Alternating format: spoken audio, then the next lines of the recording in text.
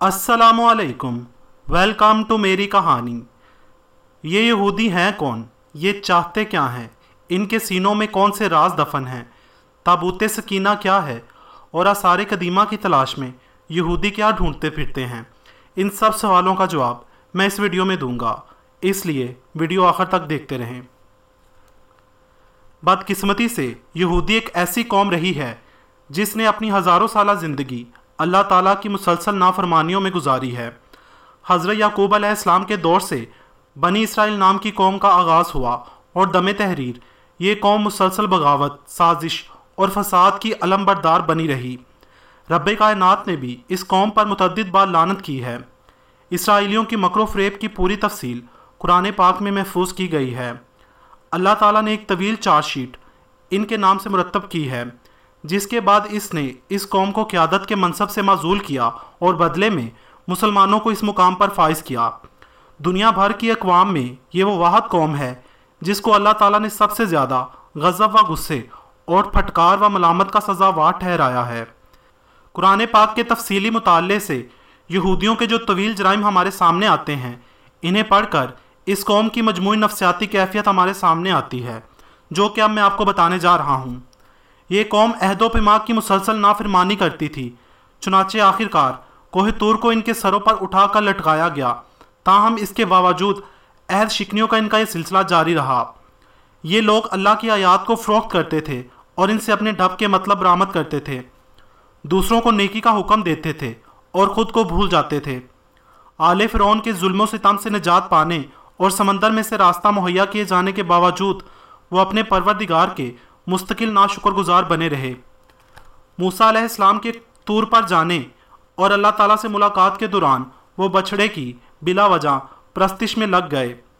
अल्लाह ने इन्हें गाय ज़िबा करने का हुक्म दिया तो बहुत सटपटाए और हज़रत मूसा अलैहिस्सलाम से 5 दफ़ा मुतालबा किया कि वो अपने रब से इसके बारे में ठीक ठीक हुक्म लेकर आएँ, महज इसलिए कि गाय के ज़िबा से वो किसी तरह बच सकें।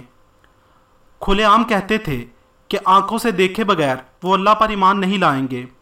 अल्लाह ने जब इन्हें आसमान से बिला मेहनत व मुशक्क़त रिज़्क़ मनो सलवा फ्राहम किया तो ज़िद करके इसे अपने लिए बंद करवाया और मुतालबा किया कि ज़मीन से इनके लिए अनाज और सब्जियां वगैरह उगाने का बंदोबस्त किया जाए। सहरा की सख्त धूप से बचाव के लिए अल्लाह की जानिब से इन पर बादलों के साए जैसी ठंडक मुहैया की गई, मगर मजाल है कि इन्होंने कभी अल्लाह ताला के आगे आजिज़ी इख्तियार की हो। अल्लाह ने इन्हें एक बस्ती में दाखिल होते वक़्त हित्ता यानी माफ़ी का लफ्ज़ अदा करने का हुक्म दिया। इस हुक्म की तामील में किसी किस्म की कोई कबाहत नहीं थी, मगर न जाने क्यों इन्होंने हुक्म अदूली अख्तियार की और ज़िद में इसे बदल कर किसी और लफ्ज़ में तब्दील कर दिया। इसने अपनी रहमत के वजह से इस बस्ती में 12 कबीलों के लिए 12 चश्मे एक चट्टान से बरामद किए ताकि इनके दरमियान पानी के मसले पर कभी तसादुम ना हो। मगर इस रियायत के बावजूद वो अल्लाह के नबियों की मुसलसल नाफरमानी करते थे। आसमान से भेजे गए अपने पैगंबरों को कत्ल करने और इन्हें फांसी पर चढ़ा देने में भी इन्हें कोई आर ना थी। हज़रत यहया अलैहिस्सलाम का सर कलम करवाया, एक नबी को कुएं में उल्टा लटका कर छोड़ दिया और हज़रत ईसा अलैहिस्सलाम को तख्तादार तक पहुँचाने की साजिश में पेश रहे।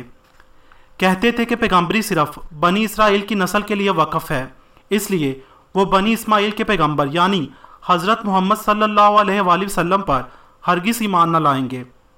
हज़रत जिब्राइल अलैहिस्सलाम को अपना दुश्मन नंबर 1 करार देते थे, क्योंकि वो वही के ज़रिए इनकी साजिशें तमाम आलम पर आश्कार करते थे और क्योंकि इनके बकौल हज़रत जिब्राइल अलैहिस्सलाम ने नबूवत के लिए किसी गलत हस्ती का इंतखाब किया है, नाउज़ बिल्लाह। इनसे कहा गया था कि वो हफ्ते में एक दिन यौम सबत को कोई कारोबार करें ना कोई शिकार, मगर उन्होंने इस फरमान में तरह तरह के हीले बहाने करके यौम सबत के एहतराम को पामाल किया।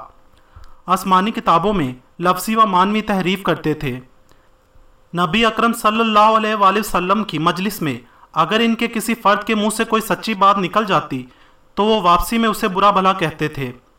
बड़े दावे से कहते थे कि वो अल्लाह ताला के चहेते हैं और दोज़ख की आग इन्हें कभी ना छुएगी। इनके आपस के इख्तलाफात भी शदीद थे, बाहमी कत्लो गारतगिरी करते थे और कबीलों को इनकी बस्तियों से निकाल देते थे, जैसा कि अब उन्होंने मुस्लिम फ़लस्तीनियों के साथ किया है।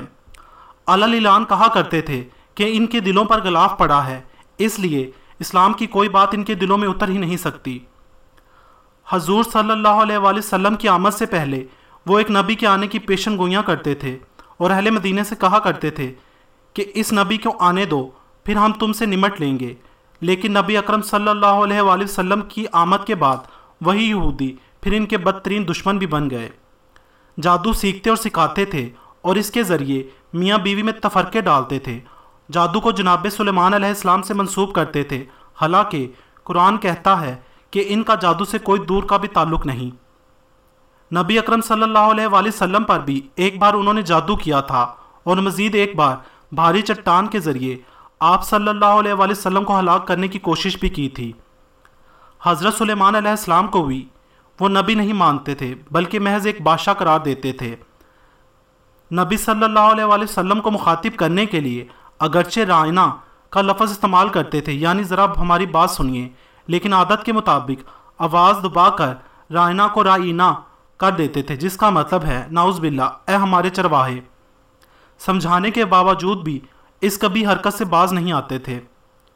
قرآن پاک میں جب کسی سابقہ حکم کو منسوخ کیا جاتا تھا تو اس منسوخی پر اعتراض کرتے تھے، اپنے پیغمبروں اور خود حضور اقدس صلی اللہ علیہ وآلہ وسلم سے کریت کر سوالات کرتے تھے۔ نہ صرف وہ بلکہ خود مسلمانوں کو بھی اس کام پر اکساتے تھے۔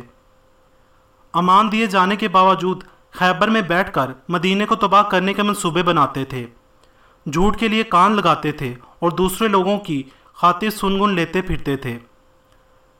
لوگوں کو ہمیشہ اللہ کے راستے سے روکتے تھے، سود لینے دینے پر مر مٹتے تھے، لوگوں کے مال ناجائز طریقوں سے کھاتے تھے۔ انہوں نے 2 مرتبہ زمین میں فساد عظیم برپا کیا تھا۔ اپنے نبیوں پر دوسروں کی بیویوں کو تانگ جھانک کرنے اور ان سے خود اپنی بیٹیوں اور بہنوں سے نعوذ باللہ بدکاری کرنے کے الزامات بھی لگاتے تھے اور ذرا شرم محسوس نہیں کرتے تھے۔ جب سیدنا موسیٰ علیہ السلام نے یہودیوں کو فلسطین کے حکمران کے خلاف جنگ کرنے کا حکم دیا تو انہوں نے جواب دیا کہ اے موسیٰ، ہم وہاں ہرگز داخل نہیں ہوں گے جب تک کہ وہ لوگ وہاں موجود ہیں۔ آپ جائیں اور آپ کا رب جائے، ہم تو بہرحال یہیں بیٹھے رہیں گے۔ سورہ المائدہ آیت 24۔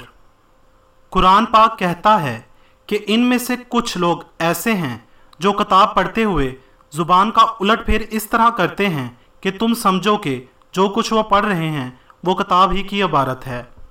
سورہ آل عمران آیت 78۔ وہ کہتے تھے کہ اللہ فقیر ہے اور ہم غنی ہیں۔ سورہ آل عمران آیت 181۔ وہ کہتے تھے کہ اللہ کے ہاتھ بندھے ہوئے ہیں۔ سورہ المائدہ آیت 64۔ کہتے تھے کہ یہ جانور اور کھیت محفوظ ہیں، انہیں صرف وہی لوگ کھا سکتے ہیں جنہیں ہم کھلانا چاہیں۔ سورہ الانعام آیت 138۔ کہتے تھے کہ ہم اللہ پر اس وقت تک ایمان نہیں لائیں گے جب تک کہ اسے اپنی آنکھوں سے نہ دیکھ لیں۔ سورہ البقرہ آیت 55۔ اور ان میں سے ایک گروہ اپنے لوگوں سے یہ کہتا تھا کہ نبی صلی اللہ علیہ وآلہ وسلم پر جو کچھ نازل ہوا ہے اس پر صبح ایمان لاؤ اور شام کو انکار کر دو۔ سورہ آل عمران آیت 72۔ ایک زمانہ تھا جب وہ اللہ تعالیٰ کی بہت پسندیدہ قوم تھے، لیکن اپنے گھنونے جرائم کی بنیاد پر اللہ تعالیٰ نے انہیں امامت کے منصب سے ہمیشہ کے لیے معزول کر دیا۔ تاہم یہودی چونکہ قرآن پاک کو نہیں مانتے، اس لیے اپنی اس معزولی کو بھی وہ تسلیم نہیں کرتے۔ کہتے ہیں کہ آج بھی اللہ تعالیٰ کی سب سے چہیتی اور پسندیدہ قوم ہے۔ بنی اسرائیل پر صرف قرآن پاک ہی میں پھٹکار نہیں کی گئی بلکہ خود ان کے صحیفوں میں بھی یہ لعنت اور پھٹکار جا بجا درج ہے۔ قوم بنی اسرائیل کا مزاج سمجھنے کے لیے ان کے صحیفوں زبور، ڈیوٹرونومی، جرمیہ اور عیسیہ وغیرہ کا مطالعہ بھی ضروری ہے۔ یہ آیات ان کی مقدس کتابوں میں کچھ اس طرح ہیں۔ زیم یعنی زبور باب 106 کو پڑھتے ہوئے ہمیں ایسا لگتا ہے جیسے ہم قرآن پاک کی سورہ بقرہ پڑھ رہے ہوں۔ اس میں اللہ تعالیٰ نے ایک جانب یہودیوں پر اپنے بعض انعامات گنوائے ہیں اور دوسری جانب ان کی سرکشیوں اور بغاوتوں کا ذکر بھی کیا ہے۔ ان کی انہی نافرمانیوں کی بنیاد پر اللہ تعالیٰ نے انہیں دھمکی دی تھی، جو کچھ اس طرح ہے۔ اس لیے اللہ نے قسم ظاہر کرنے کے لیے ان کی مخالفت کی خاطر اپنا ہاتھ اوپر اٹھایا تاکہ انہیں صحراؤں میں بھٹکنے کے لیے چھوڑ دے اور ان کی نسلوں کو دنیا کی دوسری قوموں میں ذلیل و خوار کرے اور انہیں ملک ملک میں تتر بتر کر دے۔ زیم 106 آیات 26 تا 27۔ اے زمین کان دھر اور اے آسمان سن، خداوند تعالیٰ نے فرمایا ہے کہ میں نے بچوں یعنی بنی اسرائیل کی نگہداشت کی، لیکن انہوں نے میرے خلاف بغاوت کر دی۔ بیل اور گدھا اپنے آقا کو خوب پہچانتے ہیں، لیکن بنی اسرائیل اپنے آقا کو نہیں پہچانتے۔ افسوس کہ یہ لوگ ایک گنہگار قوم ہے جو ظلم و سرکشی سے بھرے ہوئے ہیں۔ یہ جرائم کی جڑیں ہیں، یہ وہ بچے ہیں جو بدکار ہیں۔ انہوں نے بنی اسرائیل کے مقدس خدا کو ناراض کر دیا ہے۔ تمہارا سارا سر اور تمہارا سارا دل بیمار ہے، تمہارے پاؤں سے لے کر تمہارے سر تک پورا جسم بیمار ہے، اس میں کوئی حصہ صحت مند نہیں ہے۔ زخم اور پکے ہوئے بدبودار پھوڑے کے سوا وہاں کوئی جگہ صاف نہیں ہے۔ عیسیٰ 1 آیات 2 تا 6۔ او یعقوب کے سردارو اور اے بنی اسرائیل کے حکمرانوں سنو، کیا ابھی وقت نہیں آیا کہ تم انصاف کو پہچانو، تم جو برائی کو پسند اور اچھائی کو ناپسند کرتے ہو؟ او اہل یعقوب، او بنی اسرائیل کے حکمرانوں جو انصاف سے نفرت اور اصول مساوات سے بغاوت کرتے ہو، جو صہیونیت کو خون خراب سے قائم کرتے ہو اور یروشلم کو ناانصافی سے بھرتے ہو۔ میکہ 3 آیات 9 تا 10۔ اور تم خود کو بے شک کسی کیمیائی مادے سے دھو لو اور بے تحاشا صابن استعمال کر لو، پھر بھی تمہاری ناپاکی برقرار رہے گی۔ تم کیسے دعوے کرتے ہو کہ میں ناپاک نہیں ہوں؟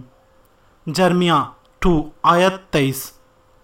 یہاں دی گئی مثالوں سے آپ یہ مت سمجھیے گا کہ اللہ کی نفرت و حقارت محض انہی چند کتابوں اور آیات پر مشتمل ہے، بلکہ ان کی بیشتر کتابیں اس قسم کی دھمکیوں اور غیظ و غضب سے بھری ہوئی ہیں۔ اللہ نے اس قوم پر بے شمار انعامات کیے، انہی میں سے ایک تابوت سکینہ تھا۔ تابوت سکینہ کے لیے آپ اسی ویڈیو کا پارٹ 2 دیکھیے۔